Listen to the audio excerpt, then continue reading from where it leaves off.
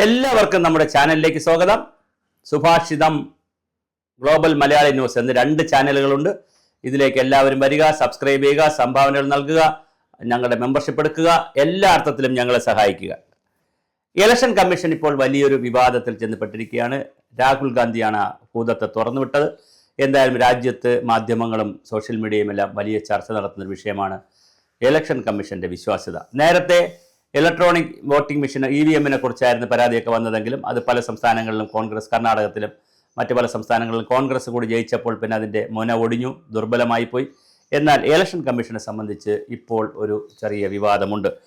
ജനങ്ങളുടെ പക്ഷത്ത് നിന്ന് ചിന്തിക്കുന്ന ചില കാര്യങ്ങളാണ് നമുക്ക് ഈ ജനങ്ങളോട് പറയാനുള്ളത്. 1949 നവംബർ 25-ന് 1949, അതായത് 50 ആയിട്ടില്ല, ഇന്ത്യ സ്വാതന്ത്ര്യം കിട്ടി 2 വർഷം കഴിഞ്ഞു.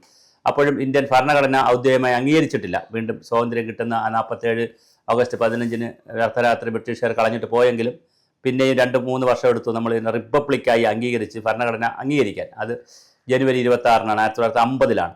അപ്പോൾ അതുവരെയുള്ള 3 വർഷക്കാലത്തിനിടയിൽ 1949 നവംബർ 25-ന് കോൺസ്റ്റിറ്റ്യൂന്റ് അസംബ്ലിയിൽ, കാരണം ചർച്ചകൾ നടന്നുകൊണ്ടിരിക്കുകയാണ് ഇതെന്ത് ഭരണഘടന വേണമെന്നുള്ളതിൽ, അസംബ്ലിയിൽ വളരെ ചരിത്രപ്രസിദ്ധമായൊരു പ്രസ്താവന അംബേദ്കർ നടത്തിയിട്ടുണ്ട്.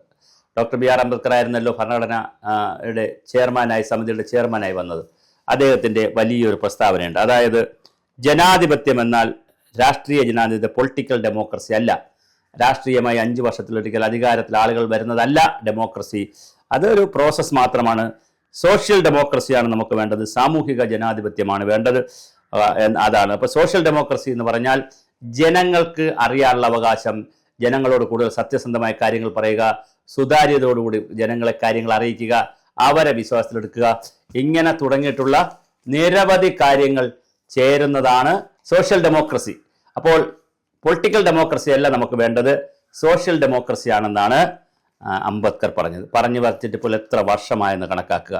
തീർച്ചയായിട്ടും നമ്മുടെ ജനാധിപത്യ സംവിധാനത്തിൽ സ്വാതന്ത്ര്യത്തിലും സമത്വത്തിലും സാഹോദര്യത്തിലും അധിഷ്ഠിതമായ ജീവിത രീതി അംഗീകരിക്കുന്ന തത്വം ഉൾക്കൊള്ളുന്നതാണ് നമ്മുടെ ഭരണഘടന എന്നും അദ്ദേഹം പറഞ്ഞു വെച്ചു.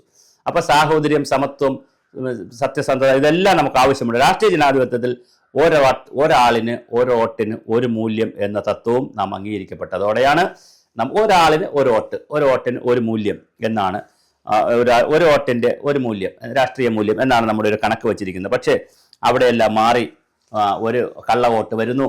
അത് ശരി തെറ്റുകൾക്കപ്പുറം വന്നാൽ കള്ള വോട്ട് വരുന്നു. വോട്ടേഴ്സ് ലിസ്റ്റിൽ പേര് ചേർക്കാത്തവർ വോട്ട് ചെയ്യുന്നു, പേരുള്ളവർ വോട്ട് ചെയ്യുന്നു. കേരളത്തിൽ ഒരു കളക്ടർക്ക് 2 വോട്ടുണ്ടെന്ന് പറയുന്നു.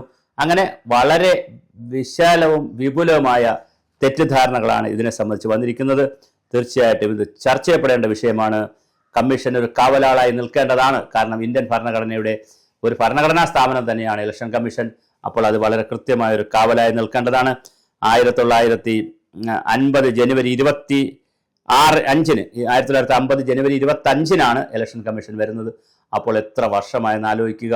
10-75 വർഷത്തിൽ കൂടുതലായ ഒരു സംവിധാനമാണ് ഇത്. മന്ത്രിസഭയുടെ ഉപദേശപ്രകാരം പ്രസിഡന്റാണ് ഇലക്ഷൻ കമ്മീഷണറെ നിയമിക്കുന്നത്. അപ്പോൾ രാജ്യത്ത് ആദ്യ മുഖ്യ തെരഞ്ഞെടുപ്പ് കമ്മീഷണറായി സുകുമാർ സെൻ 1950 മാർച്ച് 21-ന് നിയമിക്കപ്പെട്ടു. അതിനുശേഷം എത്രയോ മഹാരഥന്മാർ, TN ശേഷനെ പോലെയുള്ള വലിയ മഹാരഥന്മാർ ഇരുന്ന പദവിയാണത്. സുപ്രീം കോടതിയിൽ സീനിയർ ജഡ്ജി നീക്കം ചെയ്യണമെങ്കിൽ അത് സുപ്രീം കോടതിയിലെ ഒരു ജഡ്ജിയെ നീക്കം ചെയ്യുന്ന അതേ വ്യവസ്ഥകൾ വേണം. എളുപ്പമല്ല ഒരു ഇലക്ഷൻ കമ്മീഷണറെയൊക്കെ അങ്ങോട്ട് മാറ്റാൻ, പ്രത്യേകിച്ച് ചീഫ് ഇലക്ഷൻ കമ്മീഷണറെയൊക്കെ മാറ്റുക അത്ര എളുപ്പമല്ല. തുടക്കത്തിൽ ഒരാൾ മാത്രമാണ് ഉണ്ടായിരുന്നത്. അത് അവിടെ നിന്നാണ് ഇപ്പോൾ പല അംഗങ്ങൾ വന്നിട്ടുള്ള ഇലക്ഷൻ കമ്മീഷനായി മാറിയത്. വോട്ടേഴ്സ് ലിസ്റ്റിലെ മറിമായം, പട്ടികയിലുള്ള മറിമായം തയ്യാറാക്കുന്നതുമായി വോട്ടർമാരുടെ വീടുകളിൽ ബന്ധപ്പെട്ട ഉദ്യോഗസ്ഥരാണ് പോയത്. അപ്പോൾ ഇലക്ഷൻ കമ്മീഷൻ മാത്രമല്ല, ഈ രാജ്യത്തെ ബ്യൂറോക്രസിക്കും ഇതിൽ പങ്കുണ്ട്. ഇപ്പോൾ കേരളത്തിൽ ഈ കുഴപ്പവും കുറ്റമൊക്കെ പറയുമ്പോൾ നമ്മുടെ രാജൻ്റെ റവന്യൂ വകുപ്പ് ഉദ്യോഗസ്ഥരല്ലേ ഇതൊക്കെ കൂടുതൽ ചെയ്തത്. കളക്ടർമാരും ഡെപ്യൂട്ടി കളക്ടർമാരും വില്ലേജ് ഓഫീസർമാരും തഹസിൽദാരും അടക്കമുള്ള വലിയ സംഘമാണ് ഇതെല്ലാം കൺസോളിഡേറ്റ് ചെയ്ത് പോയത്. അപ്പോൾ തീർച്ചയായിട്ടും എവിടെയാണ് പിഴവ് പറ്റിയത്? നമ്മുടെ രാഷ്ട്രീയ പാർട്ടികൾക്ക് നിരവധി അവസരങ്ങൾ നിയമപ്രകാരം ലഭ്യമുണ്ട്. ഈ അവസരങ്ങൾ വേണ്ട വിധത്തിൽ നമ്മൾ പ്രയോഗിക്കാതെ തെരഞ്ഞെടുപ്പ് കമ്മീഷനെ മാത്രം കുറ്റപ്പെടുത്തുന്നതിൽ വെറും രാഷ്ട്രീയ ലക്ഷ്യമാണ്. വെറുതെ തെരഞ്ഞെടുപ്പ് കമ്മീഷനെ മാത്രം കുറ്റപ്പെടുത്തിയിട്ട് കാര്യമില്ല. കാരണം ഇതിനകത്ത് ഒരുപാട് അവസരങ്ങളുണ്ട്. എന്നാൽ തെരഞ്ഞെടുപ്പ് കമ്മീഷൻ്റെ കാര്യങ്ങൾ ചെയ്യുകയും വേണം. അപ്പോൾ ഇത് വളരെ കൃത്യമാണ്. നമ്മൾ ജനപക്ഷത്ത് നിന്ന് ചിന്തിക്കുമ്പോൾ എല്ലാവരും ചെയ്യേണ്ടത് അവരവർ ചെയ്യണം. ശ്രദ്ധയിൽപ്പെട്ടാൽ കാര്യങ്ങൾ തിരുത്താൻ ഇലക്ഷൻ കമ്മീഷൻ തയ്യാറാവണം. ഇത് കുറ്റമറ്റ രീതിയിലാക്കാനുള്ള നടപടികൾ ഇലക്ഷൻ കമ്മീഷൻ സ്വീകരിക്കണം. ഉദ്യോഗസ്ഥർ ഇതിനകത്ത് ചെയ്യണം. പിന്നെ രാഷ്ട്രീയ പാർട്ടികൾക്ക് ഇതിനകത്ത് പങ്കുണ്ട്. ഈ ഇലക്ഷൻ്റെ ഏതെങ്കിലും ഒരു ലിസ്റ്റ് പബ്ലിഷ് ചെയ്താൽ അത് ഉടനെ നോക്കി അതിലുള്ള തെറ്റുതിരുത്തി കാര്യങ്ങൾ ചെയ്യാൻ ഇവിടുത്തെ രാഷ്ട്രീയ പ്രസ്ഥാനങ്ങൾക്കും പങ്കുണ്ട്. അപ്പോൾ ജനാധിപത്യത്തെ ഒരു പൊളിറ്റിക്കൽ ഡെമോക്രസിയിൽ നിന്ന് അംബേദ്കർ പറഞ്ഞതുപോലെ ഒരു സോഷ്യൽ ഡെമോക്രസിയിലേക്ക് കൊണ്ടുപോകേണ്ടത് ആര് എന്നതാണ് ചോദ്യം. അതിൽ എല്ലാവർക്കും പങ്കുണ്ട്. രാഹുൽ ഗാന്ധിക്കുമുണ്ട്, കോൺഗ്രസിനുമുണ്ട്, കമ്മ്യൂണിസ്റ്റുകാർക്കുമുണ്ട്, ഈ രാജ്യത്തെ സകല ജനവിഭാഗങ്ങൾക്കും, BJPക്കാർക്കും, RS എല്ലാവർക്കും കൂടെ ചേരുന്നതാണ്. അതിന് അവരവരുടെ പങ്ക് അവരവർ നിർവഹിക്കട്ടെ. എന്തായാലും ജനപക്ഷത്ത് നിന്ന് നോക്കുമ്പോൾ ഇലക്ഷൻ കമ്മീഷൻ്റെ ഈ നടപടികളിൽ കൃത്യമായ മറുപടി ജനങ്ങൾക്ക് അറിയാൻ അവകാശമുണ്ട്.